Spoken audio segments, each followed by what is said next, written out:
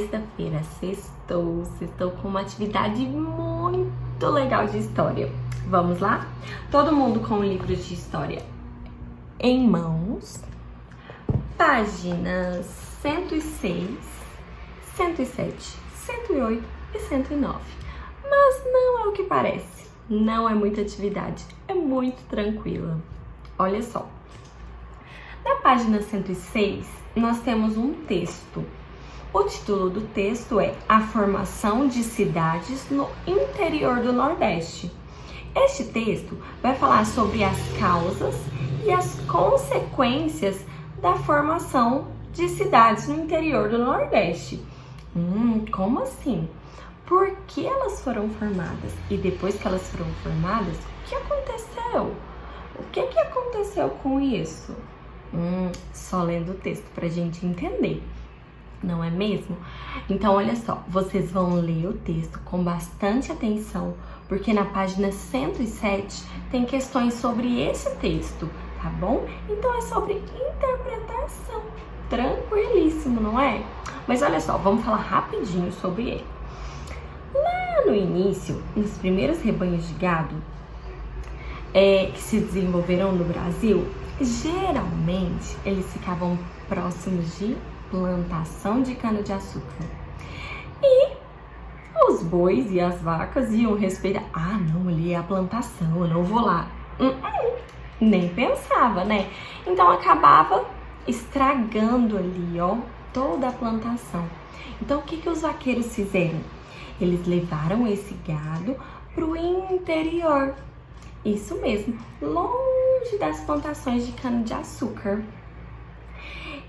Geralmente esses pastos eram feitos perto de rios. Pra quê, hein? Por que será? Quero ouvir vocês. Comenta aqui, por que vocês acham que esses pastos eram feitos perto de rios? Quero saber. Só que para comercializar, para vender esses animais, os vaqueiros percorriam distâncias enormes do pasto até as fazendas de engenho, que era onde tinha cana-de-açúcar. E com isso, eles foram abrindo novas rotas, novas estradas. E dava para viajar esse tantão de tempo sem parar nadinha? Não, muitas vezes eles precisavam parar para comer, tomar um banho, descansar, não é? E com isso, nesses trajetos começaram a surgir alguns pontos, alguns lugares para eles se alimentarem, descansarem, dormir um pouquinho. E com isso foram formando povoados, depois vilas e depois o quê? Foram formando cidades, isso mesmo. Então o texto fala sobre isso. Vocês vão ler o texto com bastante atenção para responder as questões da página 107. A número 1 diz assim: sobre o deslocamento dos rebanhos de bois para o interior, responda. Qual foi a causa? Por que levaram os bois, passaram a fazer os passos lá no interior? Qual foi a causa, hein? Letra B. Qual foi a consequência? O que ter feito o pasto lá no interior gerou de diferente que antes não tinha? Qual foi a consequência? Questão 2. Complete os quadros. De um lado temos causa, do outro lado temos consequência. Em algum momento vai ter a causa escrita e não vai ter a consequência. No outro momento vai ter a consequência, mas não vai ter a causa. Então vocês vão ter que completar com o que está faltando, tá bom? Na primeira linha temos o que? Causa. Então vocês terão que preencher com a consequência. Qual que é a causa que está sendo dita? Na atual região Nordeste, o gado era criado solto. Por isso, era comum os bois destruírem as plantações de cana-de-açúcar. Então, qual que é a consequência disso? Segunda linha, temos consequência. Então, vocês terão que preencher com a causa. Nos pontos de descanso, casas pequenas e ranchos foram construídos, formando povoados. Por que isso aconteceu? Qual que foi a causa? Coloca lá. E na última linha, no último quadro, temos consequência de novo. As vilas se desenvolveram e se transformaram em cidades. Por que isso aconteceu? Qual foi a causa? Preencha o quadro lá com a causa. Questão 3. Escreva um texto com causa e consequência. Alguns tópicos. Pense em algo curioso ou diferente que tenha acontecido a você ou a seus familiares e amigos.